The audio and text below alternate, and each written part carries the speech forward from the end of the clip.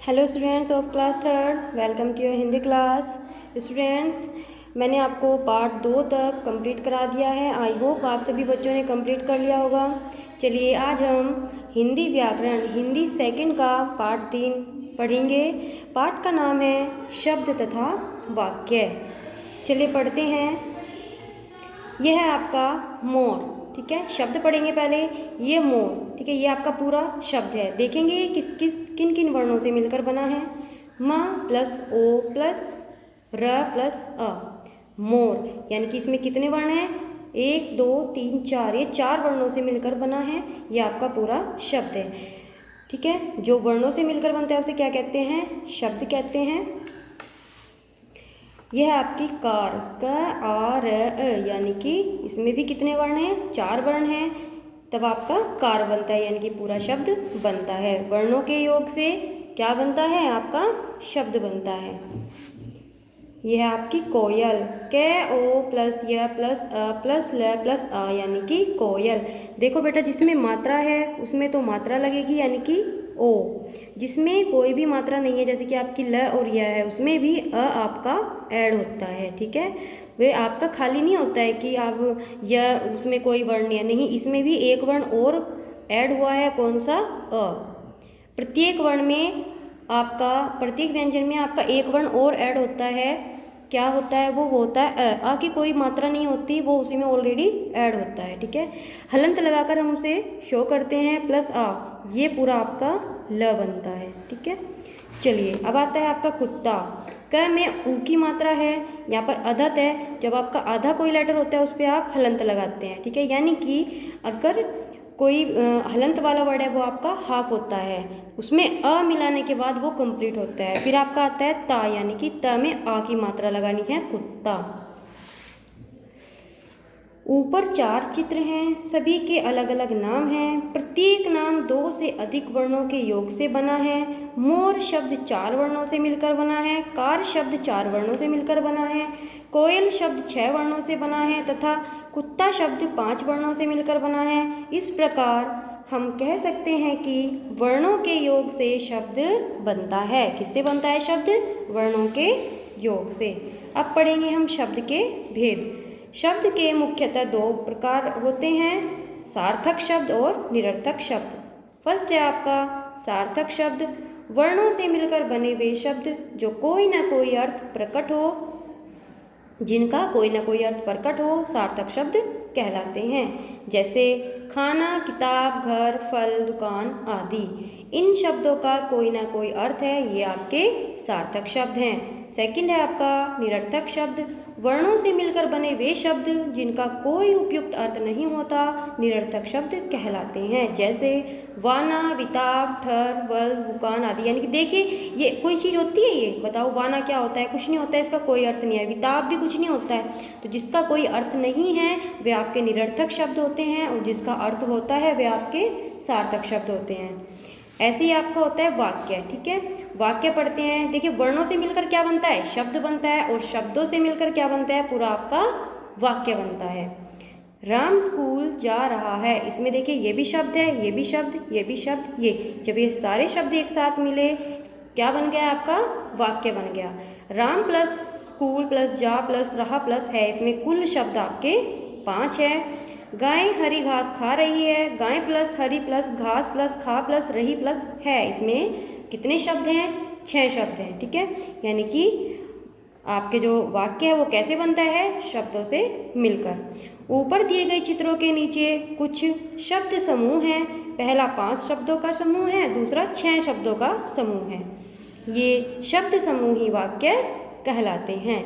2 या 2 से अधिक शब्दों का ऐसा समूह जिसका कोई अर्थ हो, वाक्य कहलाता है। यह वाक्य की आपकी परिभाषा है। ओके स्टूडेंट्स, चलिए आगे पढ़ते हैं। वाक्य को जब हम बोलते हैं तो उसमें 2 शब्द अवश्य निकलते हैं। एक कोई व्यक्ति या प्राणी अर्थात उसके लिए संबोधन नाम, दूसरा उसके द्वारा किया गया कार्य। फर्स्ट है हरि खाना खा रहा है, यानी कि इस वाक्य में व्यक्ति का नाम हरि है, व्यक्ति द्वारा किया गया कार्य क्या है? खाने का। यानी कि हरि क्या कर रहा है? खाना खा रहा है। सेकंड है आपका मोहन खेल रहा है। इस वाक्य में व्यक्ति का नाम मोहन है। व्यक्ति द्वारा कार्य किया जा रहा है क्या? खेलने का। बंदर झूल रहा है। इस वाक्य में प्राणी का नाम बंदर है और प्राणी द्वारा कार्य क्या किया जा रहा है? झूलने का। ऊपर दिए गए तीनों वाक्यों में व्यक्ति और कार्य अलग अलग लिखेंगे, ठीक है। व्यक्ति के नाम हरि मोहन बंदर, कार्य खाना खा रहा है, खेल रहा है और झूल रहा है। इन्हें जो नेम होते हैं ना, वाक्य में नाम होते हैं, उन्हें कहते हैं उद्देश्य। और जो आपका पूरा वाक्य होता है क्रिया होती है, ठीक है, उसमें क्या काम हो रहा है वो होता है आपका विधेय। वाक्य के भेद, अब हम क्या पढ़ेंगे? वाक्य के भेद पढ़ेंगे कि वाक्य के कितने भेद होते हैं? 2 भेद होते हैं, उद्देश्य और विधेय। वाक्य के 2 भेद होते हैं, उद्देश्य और विधेय। देखा ना यहाँ पर वाक्य के कितने भेद हैं? उद्देश्य और विधेय। उद्देश्य, वाक्य में जिसके बारे में कुछ कहा जाए वह उद्देश्य कहलाता है। इसे व्यक्ति या प्राणी भी कहते हैं। पीछे दिए गए वाक्यों को देखें, जैसे कि अभी पीछे यहाँ पर दिखाए हैं, इनको देखें। जैसे राधा नाच रही है, इस वाक्य में राधा के विषय में कुछ बताया जा रहा है, अतः राधा यहाँ उद्देश्य है, ठीक है। वाक्य में जो नाम होता है वो आपका उद्देश्य होता है। विधेय आपका वाक्य के अंतर्गत उद्देश्य के बारे में जो कुछ कहा जाता है, ठीक है, जो आपका संज्ञा होती है, नेम होता है किसी भी प्राणी का, अगर उसके बारे में जो भी कुछ कहा जाता है वो आपका विधेय कहलाता है, ठीक है। वाक्य में आप देख सकते हैं पीछे, जैसे गोकुल अलीगढ़ जा रहा है, इस वाक्य में गोकुल उद्देश्य है और गोकुल उद्देश्य के विषय में बताया जा रहा है कि वह अलीगढ़ जा रहा है, अतः यहाँ अलीगढ़ जा रहा है विधेय है। चलिए एक बार और दोहराते हैं, इस चैप्टर में क्या दिया हुआ है। वर्णों के योग से शब्द बनता है। शब्द मुख्य रूप से 2 प्रकार के होते हैं, सार्थक शब्द, निरर्थक शब्द। वर्णों से मिलकर बने वे शब्द जिनका कोई अर्थ निकले सार्थक शब्द कहलाते हैं। वर्णों से मिलकर बने वे शब्द जिनका कोई अर्थ नहीं होता निरर्थक शब्द कहलाते हैं। शब्दों से मिलकर वाक्य बनते हैं। शब्दों का सार्थक समूह वाक्य कहलाता है। वाक्य के 2 भेद होते हैं, उद्देश्य और विधेय। वाक्य में जिसके बारे में कुछ कहा जाए वह उद्देश्य तथा उद्देश्य के बारे में जो कुछ कहा जाए वह आपका विधेय कहलाता है। चलिए बेटा इसका हम बुक वर्क देख लेते हैं। मैं आपको इसका बुक वर्क एक्सप्लेन कर देती हूँ। इसका बुक वर्क का पहला प्रश्न है, शब्द किसे कहते हैं? वर्णों के योग से शब्द बनता है। शब्द के प्रमुख भेद, शब्द के प्रमुख 2 भेद होते हैं, सार्थक शब्द, निरर्थक शब्द। वाक्य से तुम क्या समझते हो? वाक्यों के भेद लिखो। शब्दों से मिलकर वाक्य बनता है। शब्दों का सार्थक समूह वाक्य कहलाता है। इसके भेद होते हैं उद्देश्य और विधेय। सार्थक शब्द किसे कहते हैं? वर्णों से मिलकर बने वे शब्द जिनका कोई अर्थ निकले सार्थक शब्द कहलाते हैं। उद्देश्य का विधेय को उदाहरण सहित, उद्देश्य तथा विधेय को उदाहरण सहित। वाक्य में जिसके बारे में कुछ कहा जाए वह उद्देश्य तथा उद्देश्य के बारे में जो कुछ कहा जाए वह विधेय कहलाता है। बेटा यहाँ पर स्पेस इतना नहीं था जो यहाँ पर उदाहरण भी दिया जाए, इसलिए उदाहरण नहीं दिया गया है। ओनली उद्देश्य को और विधेय को मैंने क्या किया है? एक्सप्लेन किया है यहाँ पर, ठीक है। आप उदाहरण लिख सकते हैं, कोई भी वाक्य लिख लेना, जैसे कि मोहन दिल्ली जा रहा है, मोहन आपका उद्देश्य हो गया और आपका दिल्ली जा रहा है आपका विधेय हो गया। आप सेंटेंस लिख सकते हैं या आप इनमें से कोई भी एक सेंटेंस लिख सकते हैं। बंदर झूल रहा है, ठीक है, ऐसे लिख सकते हैं। ये पूरा का पूरा इसमें लिख सकते हैं। यहाँ तक प्राणी का नाम वाक्य में ये उद्देश्य है और ये आपका विधेय है, ठीक है। ऐसे लिख सकते हैं, बंदर झूल रहा है, उद्देश्य डैश बंदर, विधेय डैश झूल रहा है। आप कोई भी सेंटेंस अपनी साइड से अपनी नोटबुक में लिख सकते हैं। निम्नलिखित शब्दों से वाक्य बनाइए। ये जो कुछ उल्टे सीधे आपके शब्द लिखे हुए हैं इनसे आपको वाक्य बनाना है, ठीक है। यहाँ पर हमें चाहिए का कहना बढ़ो मानना, ये उल्टा सीधा लिखा हुआ है शब्द, आपको इनका वाक्य बनाना है। यानी कि वाक्य क्या बना? हमें बड़ों का कहना मानना चाहिए। हमें चाहिए आशीर्वाद लेना का बड़ों, इसका फिर हमें क्या बनाना है? वाक्य बनाना है। हमें बड़ों का आशीर्वाद लेना चाहिए। फिर है वर्णों का क्रम सही करके सार्थक शब्द बनाइए। ये उल्टे सीधे लिखे हुए हैं, देखिए, इनको आपको सही से बनाने हैं। ये आपका बकरी बनेगा खरगोश, शुभम अध्यापक, छात्राएं गाय, ठीक है, ये आपका अध्यापक है।